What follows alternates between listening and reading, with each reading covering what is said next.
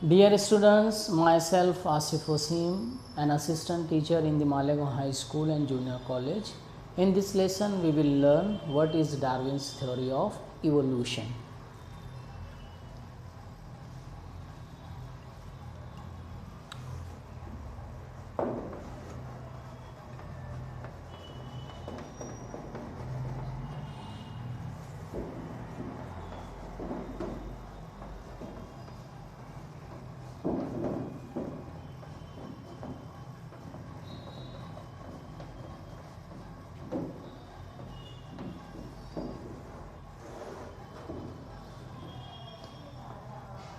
Darwin's theory of evolution. तो यहाँ पे जो लफ्ज़ इवोल्यूशन है ये चेंज से ही बात करता है। इवोल्यूशन भी यही कहता है कि लिविंग जो ऑर्गेनिजम्स हैं दे शो जो है changes as per the need और एज़ पर द इन्वायरमेंट, और बिकॉज ऑफ दैट जो है a new species is form, उसकी वजह से जो है एक नई नस्ल जो है वो बनती है because of the evolution. Okay, अब यहाँ पर इस थ्योरी में डार्विन ये कहता है, अच्छा एक चीज़ और कि 2020 और 21 इस साल के लिए ये जो टॉपिक है वो आपके सिलेबस से ड्रॉप किया गया है, तो आप इसको अगर देखना चाहो तो देख सकते हो, वरना यहाँ स्किप कर सकते हो। तो यहाँ पर डार्विन क्या कहता है कि जो पॉपुलेशन है वो बहुत तेज़ी से बढ़ती है, लेकिन जो फूड रिसोर्सेस हैं वो बहुत कम हैं, बहुत लिमिटेड हैं। इसकी वजह से क्या होता है कि जो लिविंग ऑर्गेनिजम्स हैं, है ना, जो जानदार हैं, वो एक दूसरे से फाइट करते हैं ताकि वो ज़िंदा रह सकें, है ना। They fight with each other for the survival, या दे स्ट्रगल फॉर एग्जिस्टेंस, यानी ज़िंदा रहने के लिए वो कोशिश करते हैं। तो इसके नतीजे में क्या होता है कि लिविंग ऑर्गेनिजम्स जो है वो चेंजेस जो है शो करते हैं, वेरिएशन जो है वो शो करते हैं। अब कुछ चेंजेस जो है अच्छे होते हैं, कुछ चेंजेस बैड होते हैं, यानी कुछ चेंजेस जो है सूट करते हैं इन्वायरमेंट को, और कुछ चेंजेस जो है सूट नहीं करते। तो जो लिविंग ऑर्गेनिजम्स के चेंजेस जो है एज़ पर इन्वायरमेंट होते हैं, वही लिविंग ऑर्गेनिजम्स जो हैं वो सिलेक्ट होते हैं बाय नेचर, या वही सर्वाइव करते हैं, सर्वाइवल ऑफ द फिटेस्ट, जो फिट है वही ज़िंदा रहेगा, और बाकी जो रहते हैं वो ख़त्म हो जाते हैं। ठीक है, यानी दे स्ट्रगल करेंगे फॉर एग्जिस्टेंस, जिसकी वजह से उनमें चेंजेस शो होगा। जो चेंज जो है अच्छा होगा एज़ पर द इन्वायरमेंट और एज़ पर द नीड होगा, वो लिविंग ऑर्गेनिजम्स जो हैं ज़िंदा रहेंगे। Those living organisms are selected by nature, nature उनको सिलेक्ट करेगी और वो लिविंग ऑर्गेनिज्म जो सर्वाइव करेंगे। फिर इसके बाद क्या होगा कि वो जो चेंज था, वो जो वेरिएशन था, डार्विन कहता है कि जिसकी वजह से वो लिविंग ऑर्गेनिज्म ज़िंदा रहे, वो चेंज जो है अगली नस्ल में क्या होगा, ट्रांसफ़र होगा, इनहेरिट होगा। ठीक है, जिसकी वजह से एक नई नस्ल फॉर्म होगी। तो इस तरह से जो है डार्विन की जो है थ्योरी ऑफ इवोल्यूशन है कि पॉपुलेशन जो है बहुत तेज़ी से बढ़ रही है, लेकिन जो फूड रिसोर्सेज है वो बहुत कम है, जिसकी वजह से लिविंग ऑर्गेनिजम्स जो हैं, है ना, वो एक दूसरे से स्ट्रगल करते हैं फॉर एग्जिस्टेंस, जिसकी वजह से सब जो है क्या शो करते हैं, वेरिएशन या चेंजेस। लेकिन जो चेंजेस जो है सूट करता है इन्वायरमेंट को, वही लिविंग ऑर्गेनिज्म जो है वो ज़िंदा रहते हैं, सर्वाइव रहते हैं, या नेचर जो उनको सिलेक्ट करती है for the purpose of survival, जब वो सर्वाइव कर लेते हैं, ज़िंदा रहते हैं, तो वही चेंज जो है अगली नस्ल में ट्रांसफ़र होता है, बराबर, और फिर वो नस्ल जो है, नई नस्ल जो है फॉर्म होती है, जिसके पास वो चेंज रहता है। ठीक है, तो यहाँ पर हमारी किताब में इस थ्योरी में जो दो प्रिंसिपल दिए गए हैं, उन्हीं दो प्रिंसिपल को हम लोगों को पढ़ना है। तो इस थ्योरी के, इस नज़रिए के, इस सोच के जो प्रिंसिपल्स या अजम्पशंस हैं या जो मफरूज़े हैं वो हम लोग देख लेते हैं। तो प्रिंसिपल्स,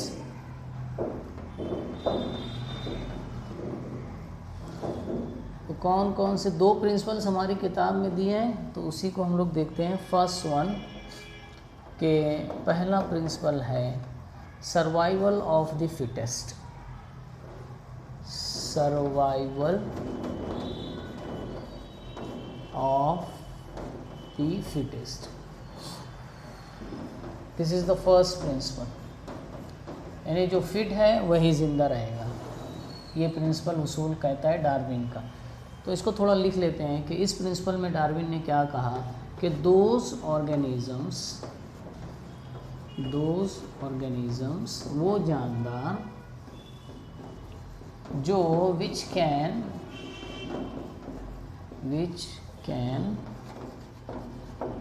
बेस्ट अडेप्ट या best adjust in the changing environment, in the changing environment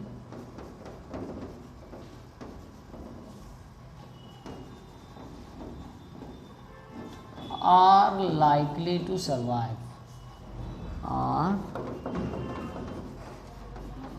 likely to survive। Simple है कि ये प्रिंसिपल क्या कहता है कि वो ऑर्गेनिज़म जो चेंजिंग, तब्दील, जो इन्वायरमेंट जो चेंज हो रहा है उस इन्वायरमेंट में अपने आप को बेस्ट एडजस्ट करते हैं, बेस्ट अडेप्ट करते हैं, है ना, तो वही लिविंग ऑर्गेनिज़म क्या होंगे, सर्वाइव होंगे, ज़िंदा रह पाएंगे, यानी वही फिट है, यानी सर्वाइवल ऑफ द फिटेस्ट। ठीक है, उसके बाद जो है दूसरा जो प्रिंसिपल है इस थ्योरी का कि नेचुरल सिलेक्शन, नेचुरल सिलेक्शन। तो इस प्रिंसिपल में डार्विन क्या कहता है कि अगर if an organism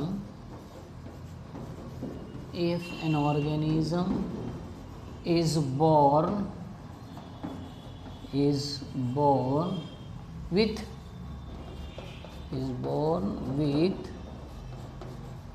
a good characteristic,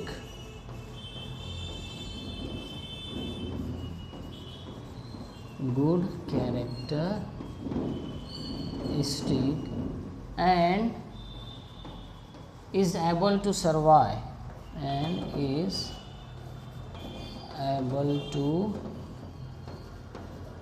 survive,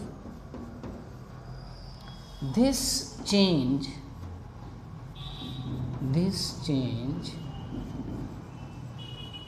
is preserved in the next generation. This change is preserved in the next generation.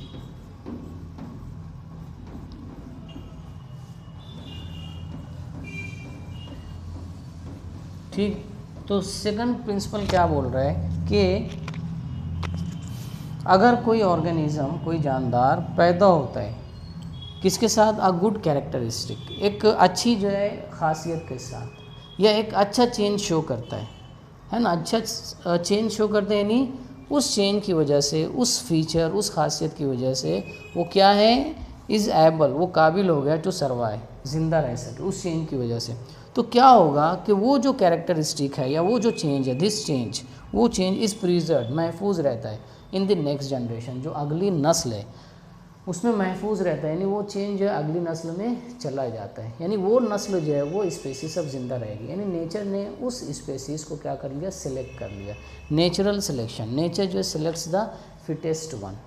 ठीक है, तो अकॉर्डिंग टू दिस प्रिंसिपल कि अगर कोई ऑर्गेनिज्म जो है ऐसा पैदा होता है कि जिसके पास कोई एक अच्छा चेंज है ना, और उस चेंज की वजह से वो ज़िंदा रहने के काबिल है, तो वो जो चेंज है, that good change, that good characteristic, that good feature जो है will transfer to the next generation.